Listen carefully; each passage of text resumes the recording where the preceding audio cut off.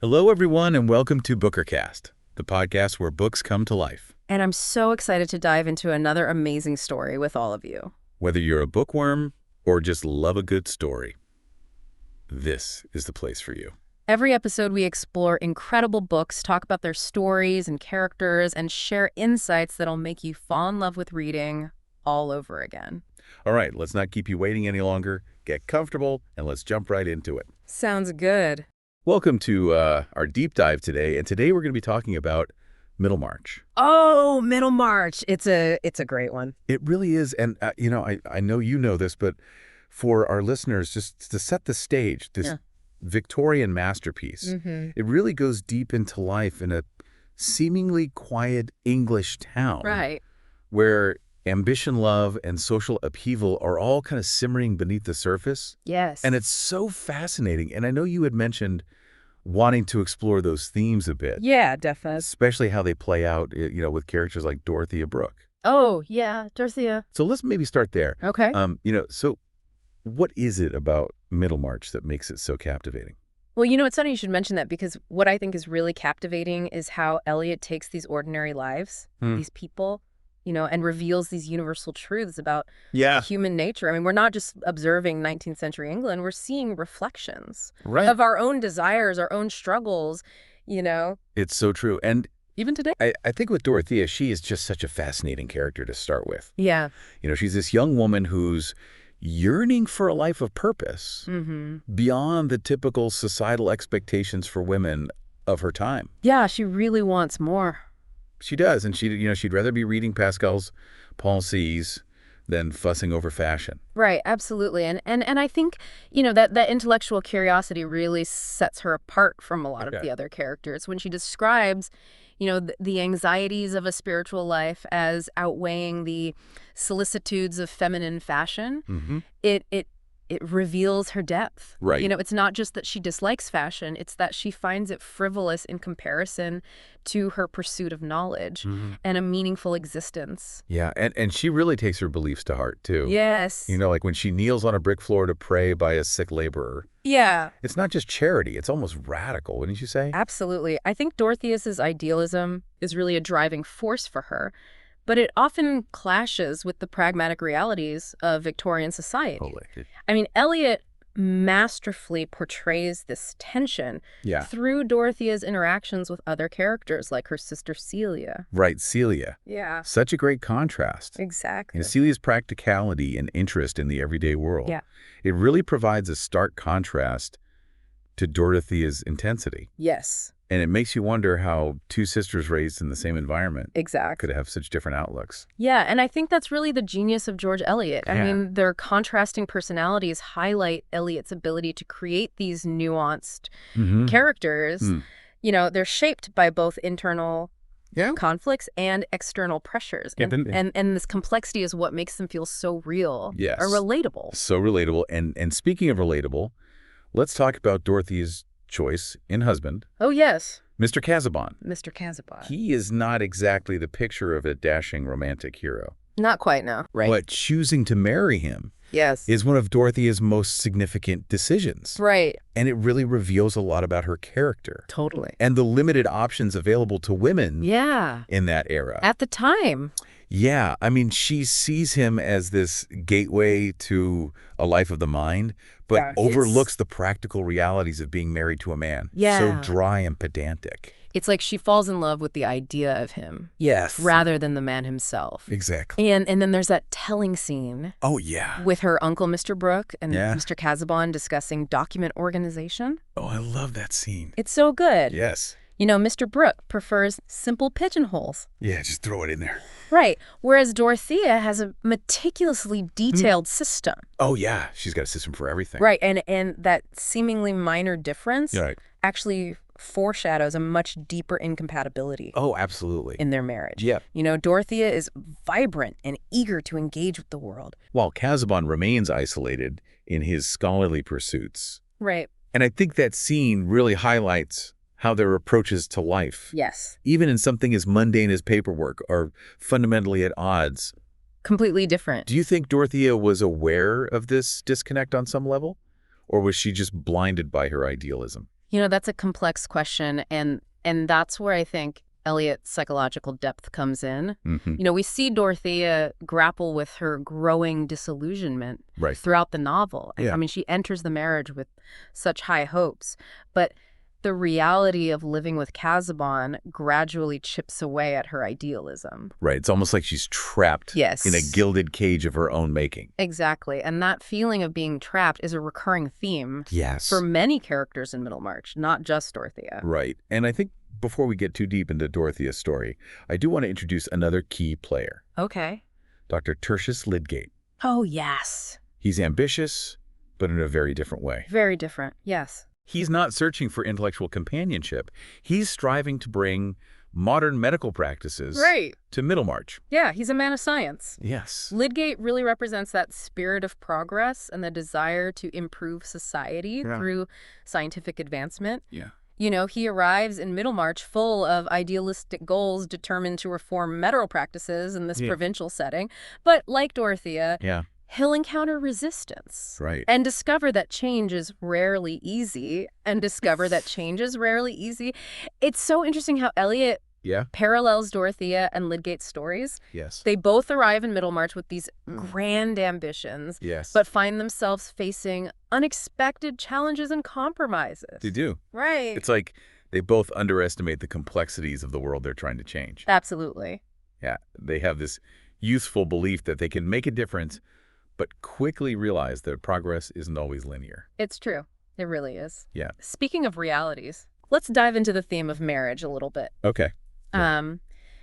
Eliot doesn't shy away from portraying the complexities of love and relationships in all their messy glory. No, she doesn't. And Dorothea's marriage to Casaubon is a prime example of how intellectual compatibility doesn't always translate into happiness. It really doesn't. But, I do think it's fascinating to see how her feelings for Will Ladislaw develop. Yes. He embodies the passion and creativity that's lacking in her marriage. He does. And I think their connection really speaks to the heart's desire for genuine connection, even when society dictates otherwise. Right. Will represents a challenge to the rigid social structures of Middlemarch. He's an outsider, he's an artist, and his presence really disrupts the established order. And their relationship is a scandal waiting to happen. Oh, it is. A young widow falling for a man considered beneath her station. Right.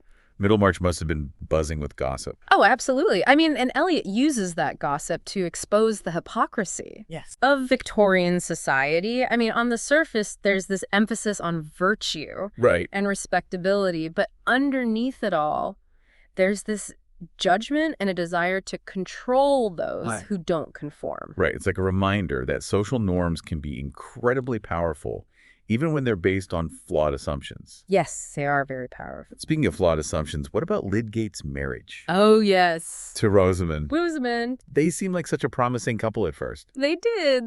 But, their relationship quickly unravels because they have these fundamentally different values and aspirations. Totally. Right? Lydgate prioritizes his work and his intellectual pursuits, while Rosamond is fixated on social status and material wealth. Yes, and their differing views on money. Oh, yes. Are especially striking. Yes. Lydgate sees it as a means to an end, while Rosamond views it as a measure of success and security. Right. And it creates this constant tension in their marriage. It does. And that tension really exposes the cracks in their seemingly perfect facade. Yes. Eliot shows us how mismatched expectations and a lack of communication can sabotage for sure. Even the most well-intentioned relationships.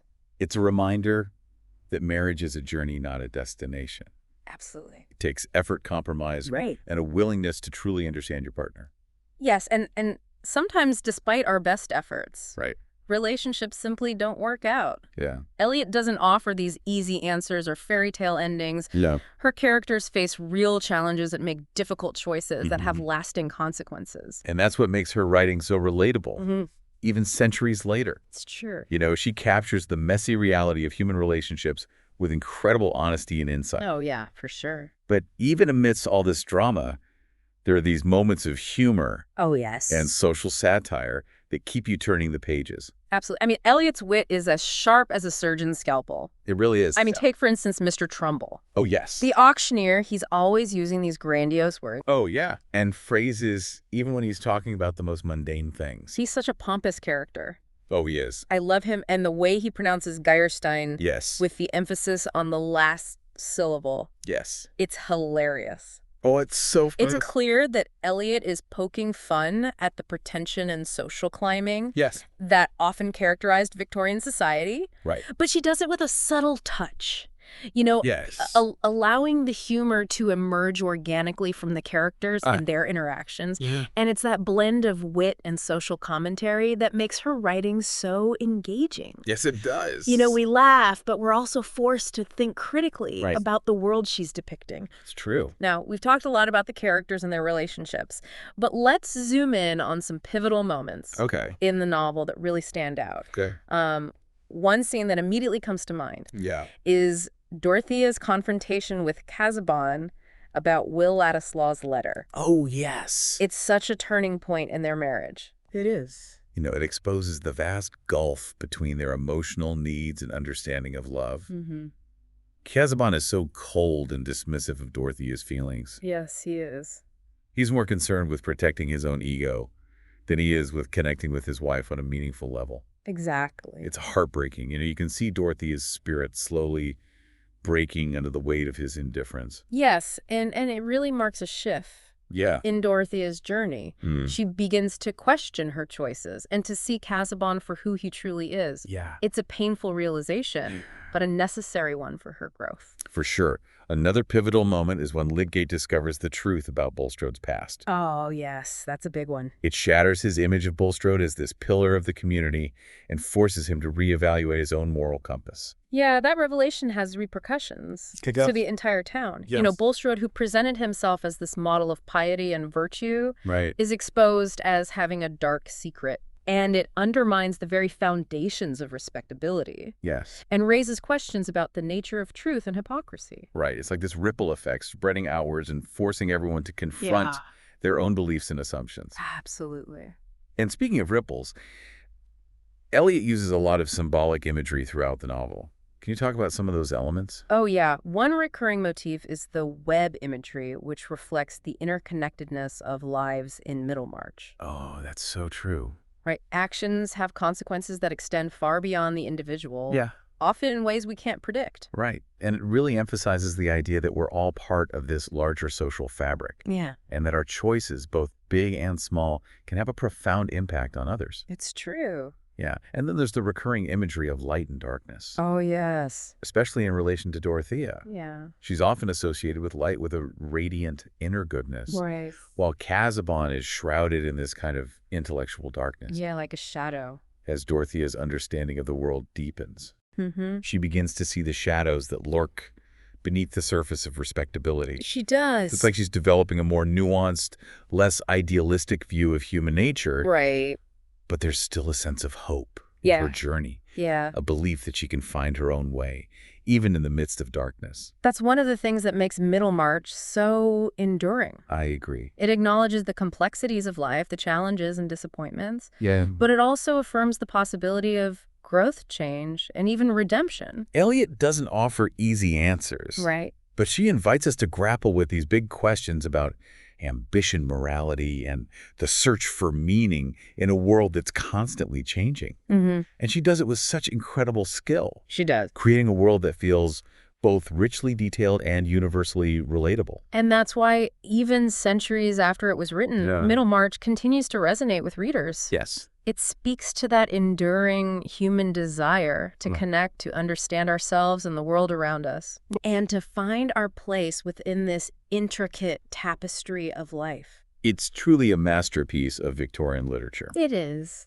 And I'm so glad we had the chance to delve into it together today. But before we wrap things up, I want to make sure we connect back to your initial interests. Okay. You mentioned being particularly fascinated by Dorothea and Lydgate's journeys. Yes. And I'm curious, what are your thoughts on their choices and the challenges they faced?